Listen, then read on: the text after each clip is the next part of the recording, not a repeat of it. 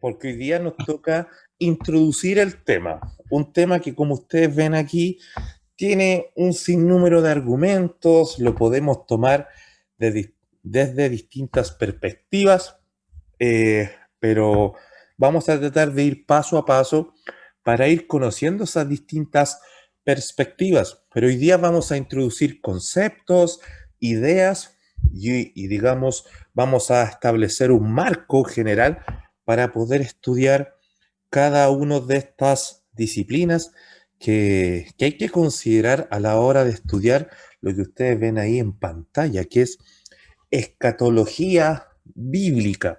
Así que vamos a hacer un marco introductorio para poder centrarnos bien e ir al meollo del asunto, porque la escatología bíblica hay mucho que decir, pero desde ya yo les pido altura eh, de miras, les pido una altitud de mira en función como estudiantes también, no solamente como hermanos, porque muchas de esas líneas que hay en función de la escatología bíblica, muchas de esas hay que hacerle ajustes o bien lisa y llanamente hay que decir que están erradas, ¿ya?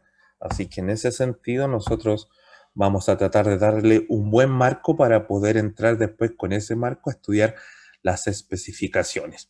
Así que vámonos con esto de la escatología bíblica y centrarnos en este marco para poder cumplir el objetivo que debe cumplir la escatología bíblica. Vamos con lo principal, ¿no?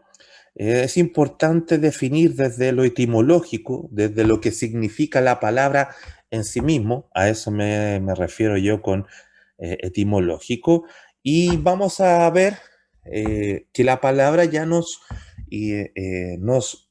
lleva a una dirección, nos lleva a tener que pensar de una determinada forma en una determinada dirección. Ahí tenemos que la palabra escatología, ¿ya? Como están viendo ustedes ahí en pantalla, deriva de dos vocablos griegos, ¿ya? Y vamos a ver estos dos vocablos. El primero, que ustedes ven acá, lo puse en griego y después lo puse transliterado, viene de la palabra eschatos, ¿ya? Ahí está eschatos, ahí está transliterada, que se puede traducir como último, postrero y final, ¿ya? Y también esta palabra escatología se construye a partir de la palabra logos, ¿ya? Ahí está transliterada, ahí está en griego, que se puede traducir como estudio, conocimiento. Entonces ya la palabra en sí misma nos está llevando hacia una dirección. La escatología a partir de esta palabra griega eschatos y también a partir de esta otra palabra griega logos, sería como un estudio o el conocer lo referente a qué, a lo último, a lo postrero, a lo final. ¿Ya? Entiéndase al final del tiempo, pero vamos a ver a qué tiempo. Tenemos que especificar eso para después. Entonces, por lo anterior, la escatología bíblica refiere a la doctrina de las últimas cosas o doctrina de los últimos tiempos, pero basada única y exclusivamente en la palabra de Dios. ¿Ya? Nótese que si hablamos de escatología, hablamos de estudio de lo último, de lo postrero, del final del tiempo. Pero hay muchas fuentes de donde podemos sacar estudio o conocimientos referente a lo postrero, al final de los tiempos. Pero si a esta palabra escatología le agregamos qué cosa? Bíblica, entonces obviamente la escatología, este estudio o conocimiento de lo postrero tiene que ser en base a la Biblia, entonces refiere a la doctrina, a la enseñanza de las últimas cosas o de los últimos tiempos, pero ¿de dónde debemos sacar esa información? Que si hablamos de escatología bíblica, obviamente exclusivamente en la palabra de Dios. ¿Por qué digo esto que parece tan obvio? Porque aquí es donde hay que precisar lo que yo les decía con alta altura de miras, porque muchos argumentos escatológicos que a veces causan o hacen mecha en la cristiandad, no vienen de la palabra de Dios.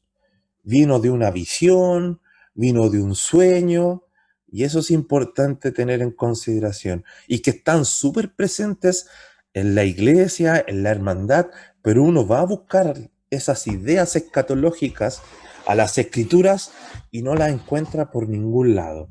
Por ejemplo, lo digo sin ningún afán crítico ni peyorativo, ni de burla, pero incluso hay religiones que están fundadas a partir de este no fundamento bíblico. Por ejemplo, lo digo con mucho respeto, pero una de las líneas, entre comillas, cristianas que más énfasis le da a lo escatológico son los adventistas. Ustedes ven, ponen el canal adventista, ponen la radio adventista, y todo el día pasan estudios de la venida del Señor, de la venida del Señor. ¿Y por qué ellos son tan enfáticos en la venida del Señor? Porque la hermana, para ellos, que lo fundó, Helen White, tuvo una visión. Y a partir de esa visión fundó el movimiento adventista. ¿Y qué decía la visión? Que ella vio que Jesucristo venía y venía con todo un aparataje, con ángeles y todo el asunto. Entonces, a partir de una visión, no solamente se interpretó la Biblia escatológicamente, sino que se fundó hasta una religión. Entonces, pero uno va a tratar de sustentar dichas visiones, dichas enseñanzas escatológicas a la luz de la palabra del Señor, y no tienen mucho sustento. Entonces, cuando hablamos de escatología, hablamos del estudiar los acontecimientos postreros o finales de los tiempos. Pero si a esa palabra escatología le agregamos escatología bíblica, es lo que dice la Escritura con respecto a esos últimos tiempos, a esas últimas cosas. Son las enseñanzas, doctrinas que la palabra del Señor nos dice con respecto a las últimas cosas, a los últimos tiempos, y obviamente no a partir de visiones, a partir de lo que podríamos llamar un mitos, ¿no? Una cosa que no tiene asidero escritural, ¿ya? Así que yo quería dejar ese antecedente primero. Aquí les pongo un monito, ¿ya? Que algo representa, porque a la hora de estudiar escatología bíblica, ¿ya? Tenemos que cuidarnos de dos cositas, ¿ya? De dos posturas bien extremas que a veces se dan. Es importante cuidarse de dos dualismos, dos posturas, dos extremos, dos radicalizaciones, por decirlo así, a la hora de abordar la temática. Primero, cuidémonos todos nosotros de qué? De la escatofobia, ¿ya? ¿A qué me refiero con escatofobia? A la nula existencia de mensajes o predicaciones respecto a las últimas cosas. Y es algo que precisamente ha contribuido de mala manera a que entren estas doctrinas y estas cosas no sustentadas en la palabra de Dios. ¿Por qué? Porque a la gente, al no predicarle mensajes de la venida del Señor, a no predicarle mensajes con respecto al fin de los tiempos, a los postreros tiempos, obviamente hay una necesidad de tener doctrina en cuanto a eso, y ante la nula o casi inexistencia de este tipo de mensajes, de enseñanzas, en la iglesia, en esa hambre y en esa sed de escuchar, a veces entran estas doctrinas equívocas con respecto a la escatología bíblica.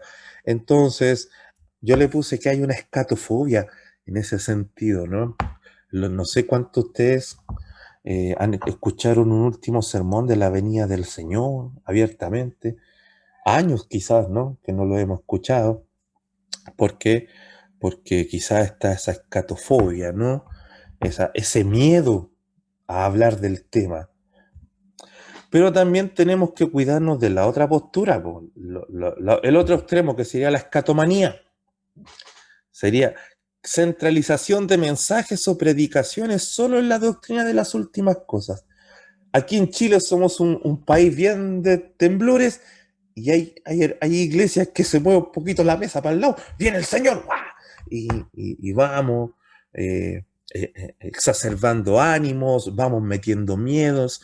Entonces también hay que cuidarse de esa otra postura, de ese otro dualismo, ¿no? Esa escatomanía que todo lo que sucede, todo lo que acontece, eh, tiene relación con que el Señor viene, vemos un incendio en un determinado lugar, país, viene el Señor, vemos un temblor, viene el Señor, vemos algún fenómeno de la naturaleza, todo viene el Señor, y eso genera muchas veces esta escatomanía en generar miedo.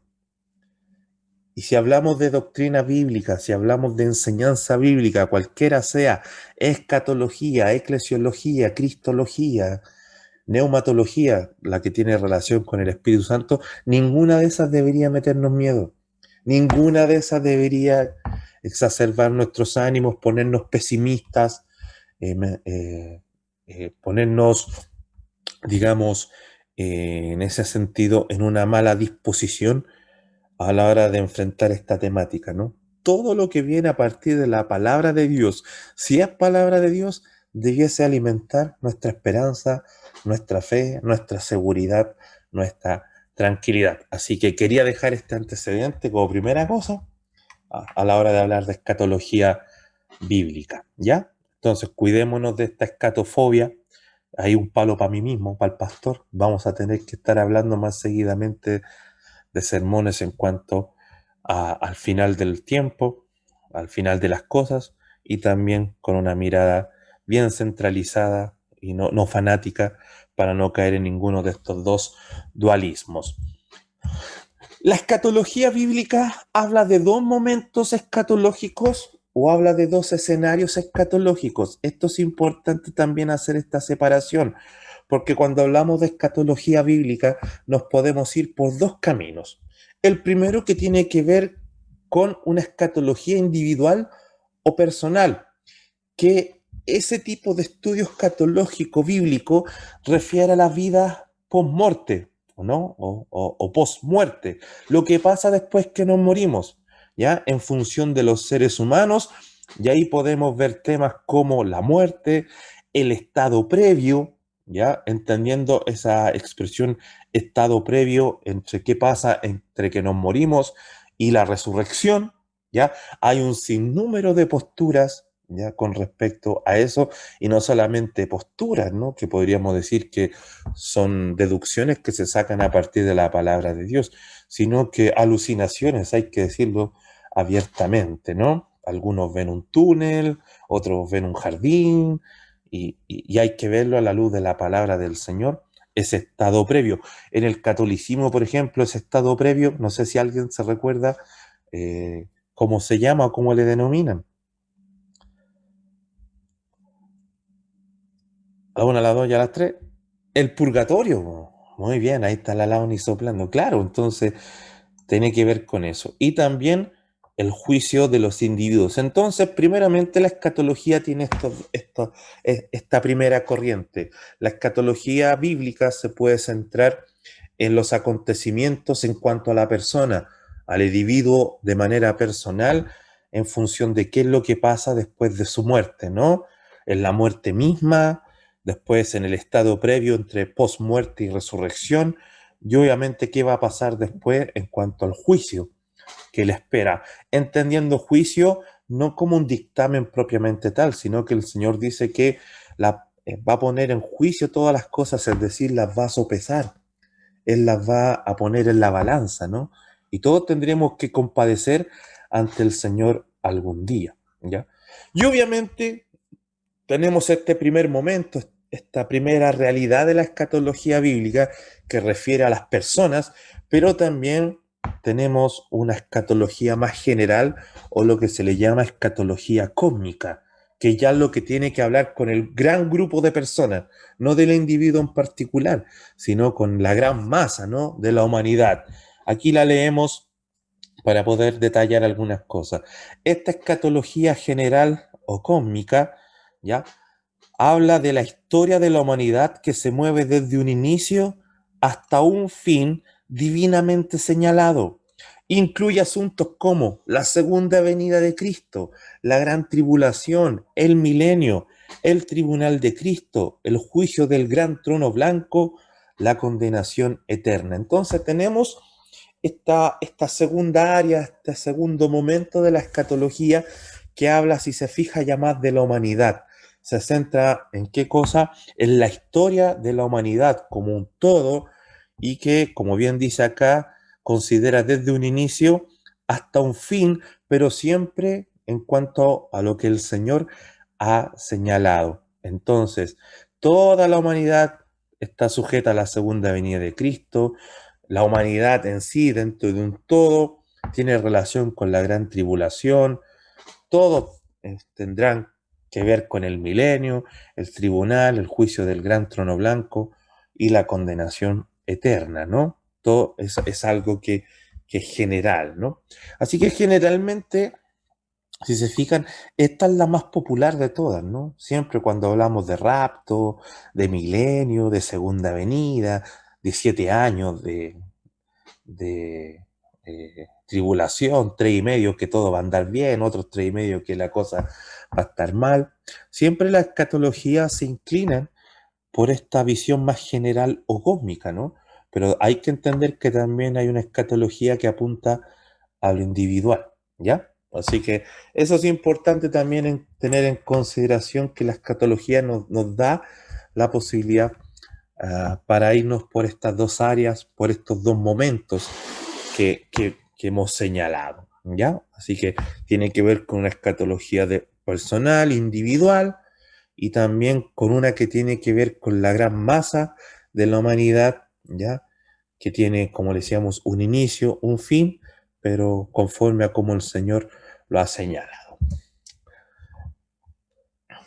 Sigamos. Voy a ya estar pronto a pedir que estén con sus Biblias preparadas. Ojo con esto, que esto es importante. Ya aquí entramos al área chica. Habiendo dado estos conceptos introductorios, es importante entonces la siguiente idea. La escatología bíblica, ojo con esto, no tiene como propósito proveer un mapa para el futuro, sino aportar un criterio para el presente y tener esperanza. Eso es importante tenerlo claro. Cuando la Biblia, la palabra del Señor, nos habla de lo por venir, su intención primera no es darnos a conocer un mapa, un cronograma, ¿ya? De lo por venir, sino que es para que yo entienda hoy dónde estoy parado hoy, dónde me encuentro hoy, una esperanza en el futuro, ¿ya? Yo creo que tanta postura que hay en cuanto a la escatología, que viene a ser difusa, que viene a ser complicada, que viene a ser bastante enredada y que más que clarificarnos las cosas nos las enredan, tiene que ver con esto, con este sentir de tratar de adivinar el futuro. ¿Ya? Tiene esta especie de obsesión que hay por conocer lo que viene. Y no, las cosas que se nos avisan que vienen, ¿son para qué? Para que alimentemos una esperanza hoy, ¿ya? Entonces, si hay estudios escatológicos que a partir de interpretar lo que viene me causan miedo hoy, algo está mal. Porque si me dicen, mañana viene esto y me causa miedo, algo está mal en ese discurso escatológico. Pero si alguien me dice, hermana Evelyn, mañana hay una vida eterna, eso me tiene que dar esperanza hoy día. Cristo viene pronto, me tiene que dar esperanza. Mm, Y después vendrá como vendrá, cuando vendrá, que hay que mirar, que señal hay que tener en consideración. Eso hay que tenerlo sumamente claro. La escatología, lo que la Biblia nos plantea de que ha de venir para el creyente, es una esperanza, es un anhelo, ¿ya? Es algo que se desea. Siempre lo he dicho, pero el apóstol Juan, que ve el fin de las cosas consumadas en Apocalipsis, él fue testigo de todo eso, termina diciendo en ese libro, ven Señor Jesús. O sea, pesa más lo esperanzador que lo fatídico. ¿Por qué? Porque nosotros somos hijos del Señor, pueblo del Señor. Así que la escatología bíblica, cuando se pone en la Biblia argumentos, sea Pablo, sea Juan, sea Isaías, sea Jeremías, sea Ezequiel, cuando habla de que algo viene, eso sería escatológicamente, algo escatológico, lo habla para dar esperanza.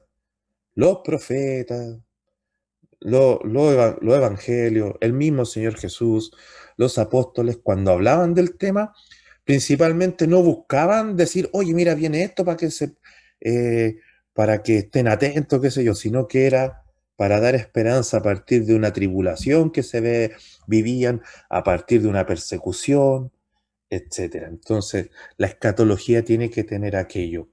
Ahora quiero profundizar un poquito de esto porque, atención, esto puede sonar un poquito crudo. Debemos tener cuidado al buscar en la Biblia un manual de todo lo que va a pasar en el futuro. Cuando usted va a la escatología y quiere entender lo que va a venir en el futuro, hay que tener cuidado con eso. Y yo me gustaría aquí, yo le pregunto por qué. Me gustaría quizás si alguien se aventura con una especie de respuesta. Sin temor a equivocarnos, si el estudio es para nosotros, así que el video queda para nosotros. No estamos por Facebook en ningún lado. ¿Ya? Pero ¿por qué debemos tener cuidado con esto? De caer en esto de tratar de descifrar el futuro. El Señor ya ha dictaminado un futuro, ¿ya? Y tenemos que descansar en eso que Él ha dicho, descansar hoy y tener esperanza hoy. Pero hay que tener cuidado entonces de tratar de ver la Biblia como un manual de lo que va a pasar en el futuro, y la pregunta es ¿por qué? Si alguien se aventura, a ver, lo estoy revisando. A la una, a las dos y a las tres. Aquí les pongo la respuesta, porque no hay que olvidar que todo lo que el Señor nos dice tiene un objetivo, y es que vivamos por fe. Aquí está la Launi, y la pregunta es, eh, se los planteo de esta manera. Nosotros clamamos aquí por enfermedades, ¿no? Para que el Señor nos haga eh, el milagro, para que el Señor abra puertas, qué sé yo. Pero ¿qué pasa si el Señor un día te dijera, Launi, te voy a mandar una enfermedad, pero tranquila, en un mes más te la saco? ¿Clamarías? ¿Confiarías? No, porque ya, listo, es como que pase nomás, ¿no? En ese sentido, entonces, imagínese en qué sentido alimentaría nuestra fe este mensaje si el Señor nos dijera paso a paso lo que va a pasar. Entonces, no hay que olvidar esto, que este mensaje viene a alimentar la fe. Esa fe que no sabemos lo que va a pasar, se nos advierte que va a venir, pero no sabemos el detalle de cómo va a ocurrir, y por eso buscamos al Señor. Entonces, eso quiero potenciar esa idea, ¿no? Entonces, es importante, ojo con estar tratando de ver en la Biblia como este manual de todo lo que va a pasar en el futuro. No, no es posible, ¿no? Porque el Señor nos da un mensaje que nos dé esperanza hoy día, pero esa esperanza, ¿en qué está basada? En el elemento principal que tenemos que tener en nuestra vida, que es fe. El Señor, alguna vez tuve un accidente y causó un perjuicio en mi salud, como les hablaba recientemente. Entonces, Señor, sáname, sáname. Yo buscaba que el Señor me sanara. Hágase tu voluntad. Yo me entregaba a lo que el Señor quisiera. Vivía mi fe en eso. Entonces, hay algo que se viene. Hay algo que el Señor dice que va a venir, pero no nos dice cuándo ni cómo. Dice que va a venir. ¿Y nosotros qué tenemos que hacer? Señor, lo esperamos por fe. Oramos por eso. Clamamos por eso. Estamos confiados en eso. Hágase tu voluntad en eso. Pero recuérdese que todo lo que el Señor nos da es para alimentar nuestra fe. ¿Por qué? Porque eso, y aquí atención con esto, ya estamos terminando, el Señor, los eventos del porvenir que están que están en la Biblia son parte de su palabra. Y el apóstol Pablo dice que la palabra de Dios, incluidos estos acontecimientos que han de venir, pero que no nos detalla en específico, así tan precisamente como un mapa, es parte de la palabra de Dios que nos ayuda a la fe. La fe viene por el oír y el oír la palabra de Dios. Entonces, si la palabra de Dios nos habla de eventos futuros, pero solamente lo deja ahí sin mayor detalle, no un mapa, ni en orden cronológico, si la palabra de Dios habla de elementos futuros, es parte de la palabra de Dios, es parte de esa palabra que alimenta mi fe. Entonces, claro, esto es como que si el Señor nos dijera todo lo que va a hacer con lujo, detalle, ¿a dónde estaría nuestra fe, no? Entonces, es parte de eso que el Señor busca a través de su palabra, que tengamos fe, la tranquilidad de que si Él lo dijo, así va a ser, ¿ya? Y entregarnos a eso, ¿ya? Así que termino esta idea, ¿no? Que la escatología viene a ser algo que nos da esperanza hoy, porque sabemos que el Señor lo va a cumplir en el mañana y lo espero por fe, y no necesariamente con lujo de detalles, día martes viene, día miércoles un falso profeta, día jueves el anticristo, no, si no, no tendría sentido lo que el Señor nos pone y si no, no alimenta la fe, ¿no? Ahora, desde un punto de vista escatológico, a partir de la fe, es importante considerar la eternidad de Dios. Es importante esto. Y aquí entramos en detalle también. Desde un punto de vista escatológico, como dice aquí, a partir de la fe, es decir, a partir de nuestra fe, mirar la escatología, es importante considerar la eternidad de Dios. Cuando hablo de la eternidad de Dios, es parte importante y sustento importante de nuestra fe, ¿no? Y a partir de esa fe, mirar la escatología. Entonces, un punto importante desde la fe para enfrentar la escatología es saber cosas acerca de la eternidad de Dios. ¿Por qué? Cuando hablo de eternidad de Dios, hablo que Dios es eterno, no lo encierra el tiempo. Dios es atemporal, sin tiempo, ni principio ni fin, dice él. Aquí lo puse en la frase, ¿no? Dios no tiene ni principio, no tiene fin, ¿ya? Dios está sobre el tiempo y Dios es dueño del tiempo. Entonces, ¿qué estoy resumiendo con esto? Hay eventos que vienen, escatológicos. El Señor dijo que vendían cosas cuando tenemos que esperarlas nomás. No tenemos el mapa, no tenemos el cronograma. Los esperamos por fe. Pero esa misma fe me dice que Dios es dueño del tiempo, está sobre el tiempo. Y por fe entiendo que el Señor los va a hacer cumplir como Él dijo que los haría cumplir. Ahí descansa mi fe para enfrentar la escatología. ¿Se acuerdan que dijimos que la escatología debe darnos esperanza? Este es un punto importante para dicha esperanza. Yo sé que vienen tiempos últimos, tiempos finales. No están detallados así en un cronograma, en un mapa, como decíamos, pero vienen tiempos finales y sea cuando sea que vengan, tranquilo, porque Dios está sobre el tiempo, es dueño del tiempo, eh, el tiempo no lo encierra. Entonces mi confianza está en eso, que los tiempos están en su mano. Y sea como sea que ocurran, cuando ocurran estos finales tiempos, tranquilo, el Señor los administra, el Señor es dueño de ese tiempo y las cosas van a pasar como Él dijo que pasarían. Y ahí está mi esperanza escatológica.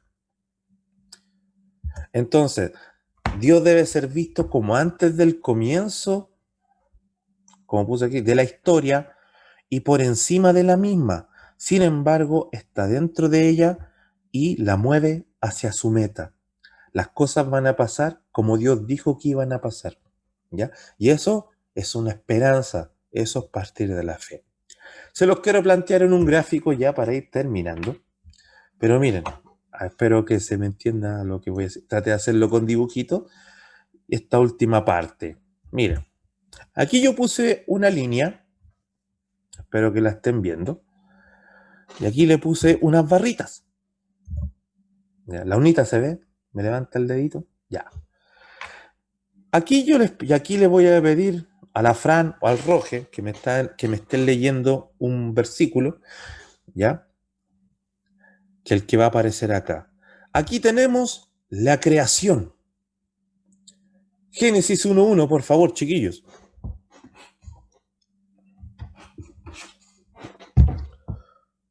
Amén. En el principio creó Dios los cielos y la tierra. Perfecto, gracias, Roge. Dice que en el principio creó Dios los cielos y la tierra. Y cuando el Señor creó los cielos y la tierra, en esa creación que está en Génesis 1:1, ¿qué empezó a correr? Con la creación, el tiempo. Y si empezó a correr el tiempo, empezó a correr ¿qué cosa? El inicio de la historia. Miren la flechita que voy a poner acá. Oh, perdón. Después la voy a poner. Entonces, Génesis 1:1 nos dice que el Señor estaba en el principio y que el Señor creó las cosas. Y en el momento que el Señor creó las cosas, empezó a echar a andar el tiempo para nosotros y comenzó con ese tiempo la historia. Le voy a pedir a mi hermana Evelyn que lea ahora Apocalipsis 21:1, porque esa historia que comenzó a andar en el Génesis 1:1 con la creación, algún día terminará esta historia de la cual nosotros somos parte. Hermana Evelyn, por favor. Apocalipsis 21:1.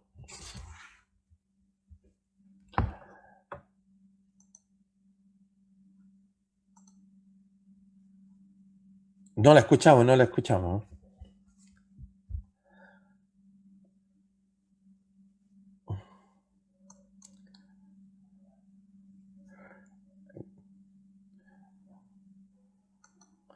¿Lo encontró?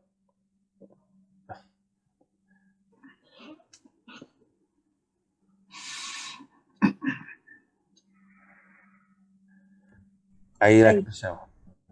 ya. Que se me pegaban las hojas en la Biblia. Sí. Dice, vi un cielo nuevo y una tierra nueva, porque el primer cielo y la primera tierra pasaron y el mar ya no existía más. Muchas gracias. Entonces, dice que, retomamos la idea, en la creación, Génesis 1:1, comenzó la creación, con esa creación comenzó qué cosa? El tiempo para nosotros, y si empezó el tiempo, empezó la historia. Pero ¿qué dice Apocalipsis 21:1? Decía, vi un cielo nuevo y una tierra nueva, porque el primer cielo y la primera tierra pasaron. Es decir, ya está hablando en Apocalipsis de la vida eterna. Entonces, esta historia va a quedar atrás. Estas cosas van a quedar atrás. Y es ahí donde está el fin de la historia. Entonces tenemos una historia que está desde que comenzó este mundo y una historia que terminará cuando este mundo pase porque vendrá un cielo nuevo y una tierra nueva. Espero que me vayan siguiendo. Si se fijan, pero hablábamos de esto anteriormente. Aquí tenemos una flechita que yo se las puse acá, que antes de la creación que existía lo eterno. Antes de que las cosas fuesen, había una eternidad. Y cuando estas cosas terminen, ¿qué va a haber? Una eternidad. Y Dios, en esta eternidad, antes que las cosas empezaran y el tiempo empezara y la historia empezara, Él ya estaba.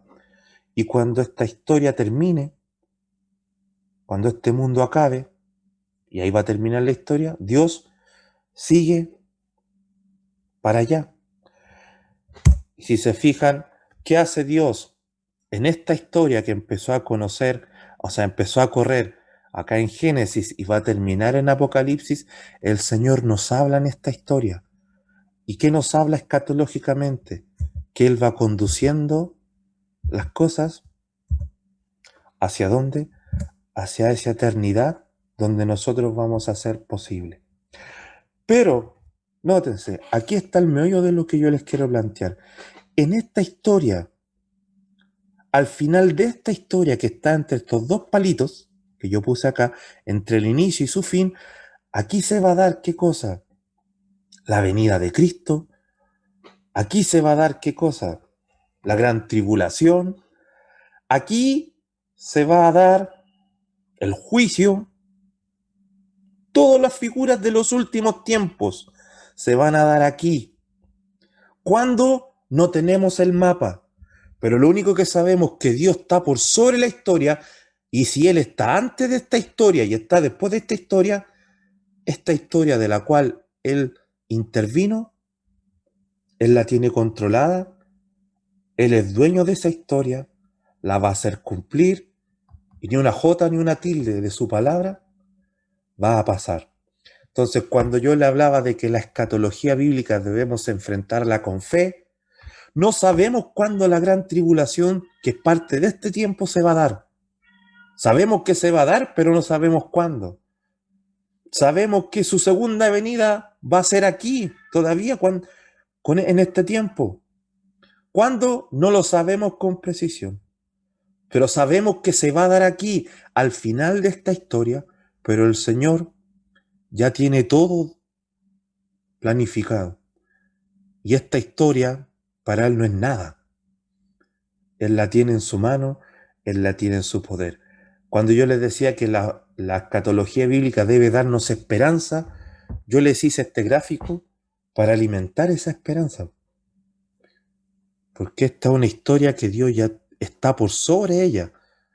Antes que esta historia comenzase, Él ya estaba. Cuando esta historia, la nuestra, termine, Él va a seguir estando. Y el Dios que controla y está por sobre esa historia vino, y en esta historia nos dice que vienen unos acontecimientos cuando sea el final de esta historia, pero Él los tiene en su mano, Él los tiene en su poder. ¿Cuándo? No lo sabemos, pero dijimos que nos debe dar esperanza a partir de nuestra fe. Nuestra fe dice que cuando vengan, llegue el momento en que lleguen, debemos estar tranquilos y esperanzados, porque es algo que nos debe poner gozosos. Si nos da miedo es porque quizás todavía no confiamos en que Dios tenga las cosas en su mano. ¿Alguna pregunta hasta aquí? Espero que porque ahora entramos a detallar una cosita que también es importante, y con esto de verdad estoy terminando, me alargué un poquito. El mismo gráfico, pero miren lo que vamos a ver ahora. Hay que tener cuidado con las expresiones bíblicas, porque las expresiones bíblicas en referencia a los últimos tiempos se tienen que entender a partir del momento en que se escribieron. ¿Ya? Aquí miren, tenemos el mismo gráfico, el inicio de la historia, el fin de la historia. Esta es nuestra historia. Pero miren, les puse un palito azul. Porque en esta historia estaba prometida una cosa. ¿Qué cosa? En el Antiguo Testamento siempre se habla de ¿qué? De la venida del Mesías. Y en el Antiguo Testamento se cree que cuando viniera el Mesías, ahí se iba a acabar la historia. Todas las expresiones, la gran mayoría, por no decir todas, de las expresiones del Antiguo Testamento que hablan del fin de la historia, ellos creían que cuando el Mesías viniera, la historia se iba a acabar. ¿Pero qué sabemos nosotros? Que el Mesías vino, ¿y qué pasó? No se acabaron nada las cosas. Y a eso le voy a pedir al pastor Pedro que lea el capítulo 1 del libro de los Hechos,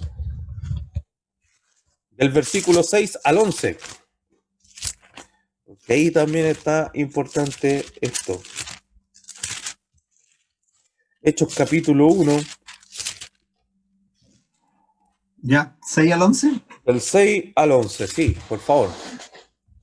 Entonces los que se habían reunido le preguntaron, diciendo, Señor, ¿restaurarás el reino a Israel en este tiempo?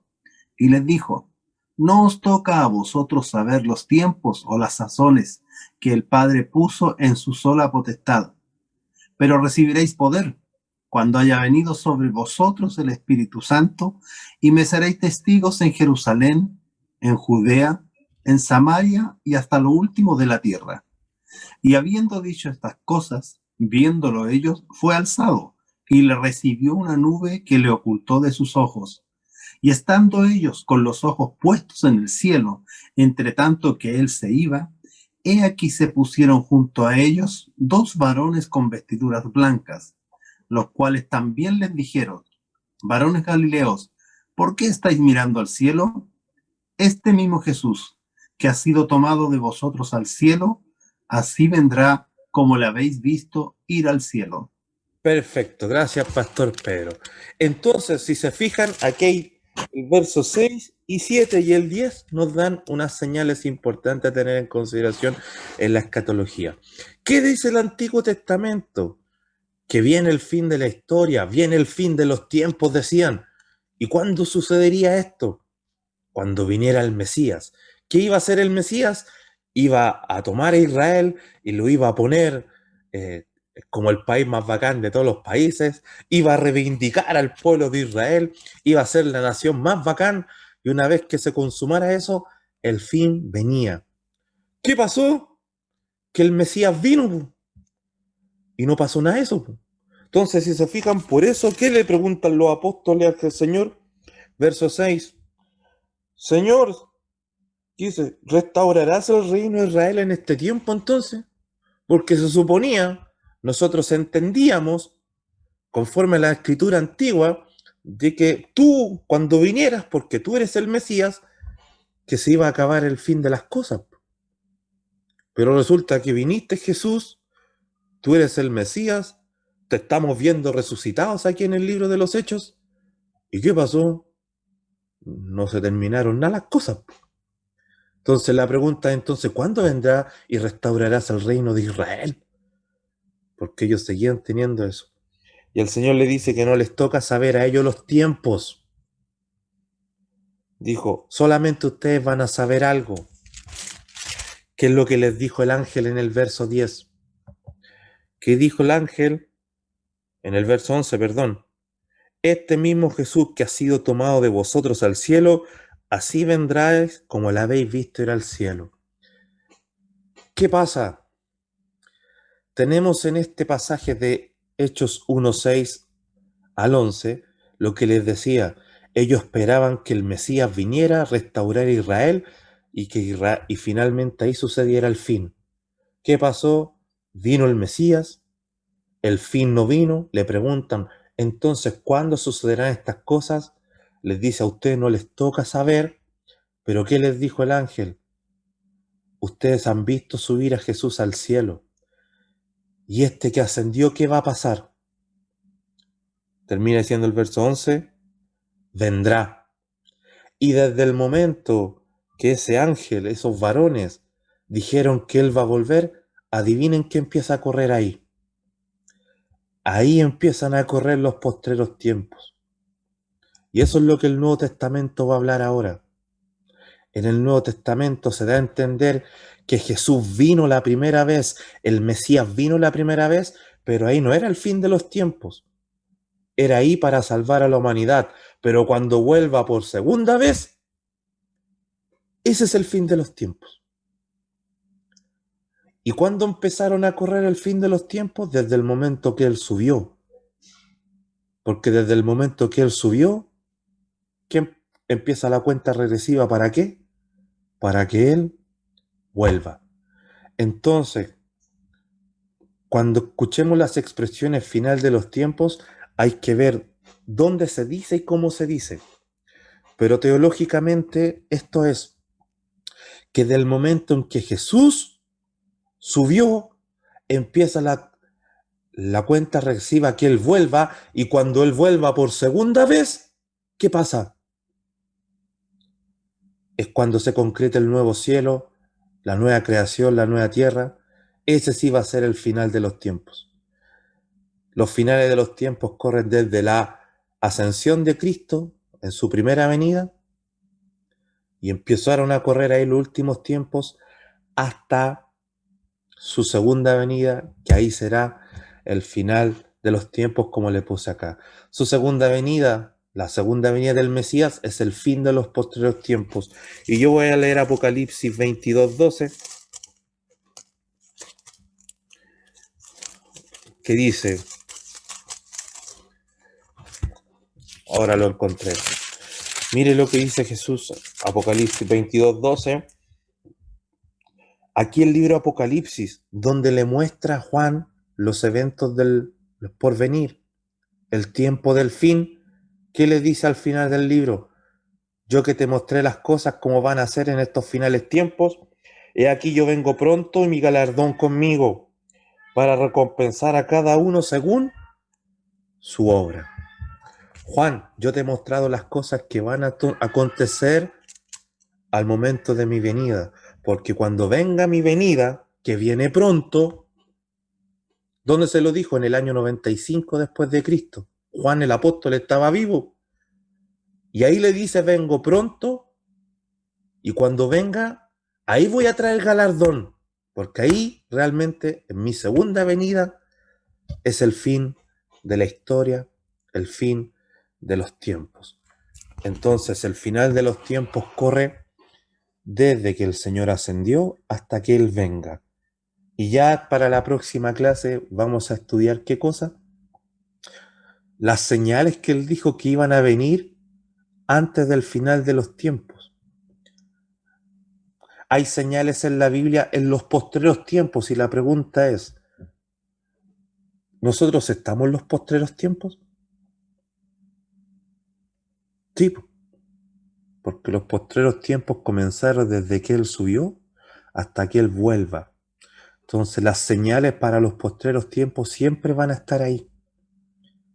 Y eso es lo que hay que hacerlo, pero nos puede tocar que mañana comiencen a consumarse estos acontecimientos.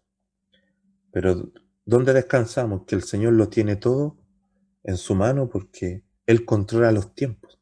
Entonces debe ser una esperanza. Entonces vamos a encontrar expresiones como en las Sagradas Escrituras, el día postrero en Juan 6:4, el día del Señor en 1 Tesalonicenses 5:2, los postreros tiempos, nótese, en Isaías y en Timoteo, pero Isaías, ¿en función de qué está hablando? Podría ser de la primera venida, ¿no? Tiempos peligrosos, un último tiempo.